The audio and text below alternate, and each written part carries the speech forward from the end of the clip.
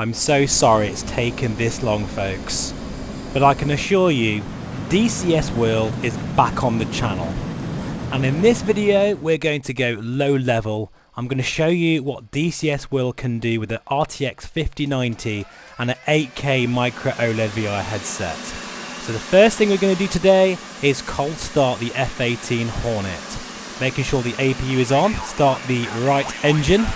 Listen to these sounds, folks, because I want to really drive home the point that DCS World is absolutely phenomenal, and whether you enjoy combat or not, there's something incredibly special when you experience high fidelity aircraft such as the F18, the F16, the Harrier, the Phantom, the Huey, the Apache. There's a whole host of really seriously high complex aircraft that you can get your teeth into for absolutely, well, not just hours or weeks, but even years. And they are the best of the best, to the point where even military pilots use DCS World as part of their training now. Pretty impressive. So now we have a good engine start. We're going to turn on the DDI displays here. Now, the other day, I was about 2-3 hours maybe relearning just how to start this aircraft up properly, and the reward factor is off the scale, especially when you close that canopy. What a feeling. So there's a few things I want to talk about here as well about the VR implementation of DCS World, because in my opinion, of all the flight sims out there, DCS World has the best VR optimizations, and they are always at the forefront of what is achievable with a VR headset. So here we are, we're just doing our bit test, making sure that the ailerons, rudder and stabilators are where they should be, and that beep you've just heard means that the system has checked out and everything is fine. And now, this is something I had to relearn, it took me a while, is to align the nav systems. And you can do that here the quick way by selecting CV and then using HSI heading mode and then waiting for it to align. It can take up to about 1.5 minutes to do that, but this is really important part of the process. But we're now ready to go. This is Frankfurt, by the way, part of the Cold War Germany map, which is absolutely stunning. I'm going to show you that in full detail, incredibly low down in a moment. We've now just enabled NSW, that's nose wheel steering, and we're going to follow the taxiway out. This gives me a bit of a chance to talk about some of the VR implementation, including DFR, which is a massive deal. But funny enough, I'm using a headset without eye tracking today. This is the Meganex 8K, which has a 4K per eye micro OLED display. These are BOE panels. I'm getting a very impressive field of view now with the S-Boy 3 modification. If you want to know more about the Meganex, this is the Mark II. I have a full review on the channel, and it has been really essentially my favourite VR headset now for well over a year. And the form factor is perfect for this kind of flying where you're looking around dogfighting, which we're going to do in a bit, by the way, against a MiG-29. It's perfect for that. And of course, with an RTX 5090, which I am rocking today, I'm getting a solid 75 frames per second even without eye tracking at 75 Hz, which means I don't need any motion reprojection. Pretty amazing stuff. And I know some of you out there don't like the fact I've got a 5090. All I'll say, folks, is sorry, but my hobby comes first. And the only reason why I've got this system is because I friggin' love flight simulation and VR, and I really want to experience the best there is out there. I do have other systems. I have a 4070 Ti and a 4090 system, which I often use as well.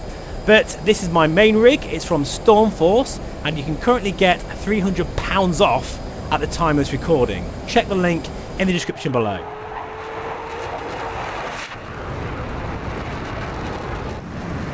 And this is the reason why DCS is so special. Listen to those sounds and look at that flight model. It is so fluid.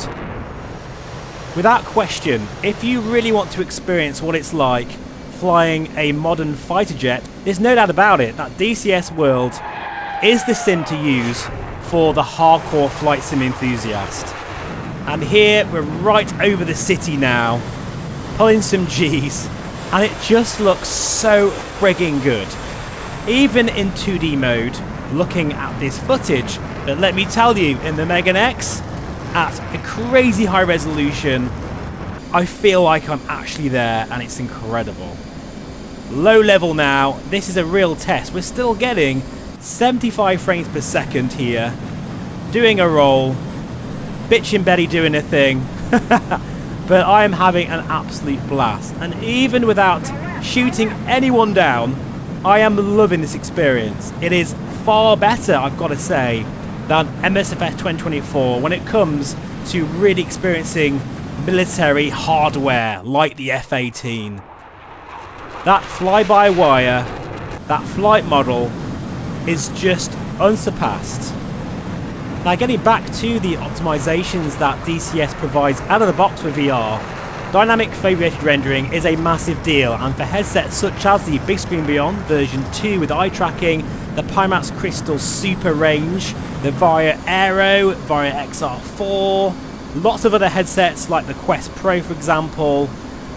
Any headset really with eye tracking, you can get up to 100% performance back, because wherever you look will have the highest resolution. But for those out there that do have a very powerful GPU, as you can see here with the Meganex, you can still have fantastic performance with this sim, even over a fully detailed map such as the Germany Cold War map. Not to mention, DCS also provides a more intelligent way of using DLSS 4, providing a mask for native resolution for glass cockpits, which provides the best clarity but also the best performance. Very clever.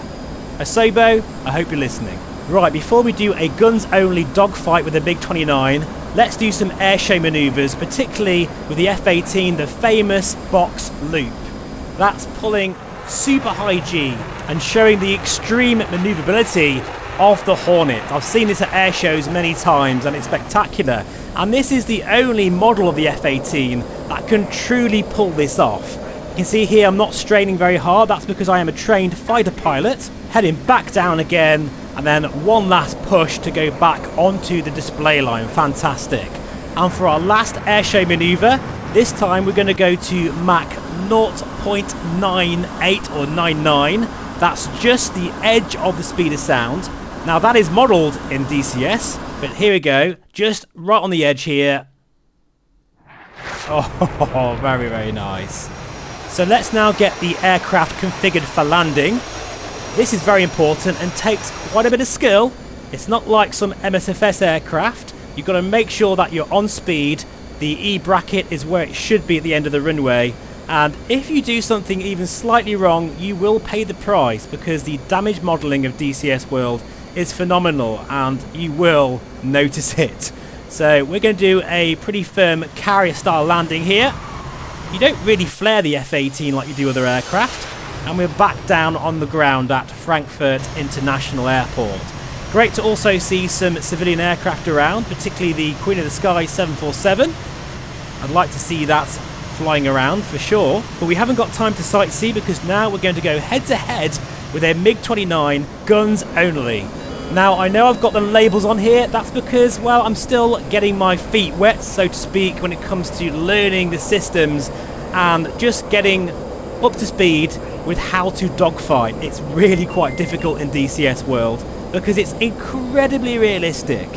But I've decided here to go to guns only and see how we can outmaneuver this MiG-29, which, let me tell you, is quite a challenge. But the great thing about the F-18, with its incredible stall characteristics, you can really turn on a dime, and I'm doing that right here.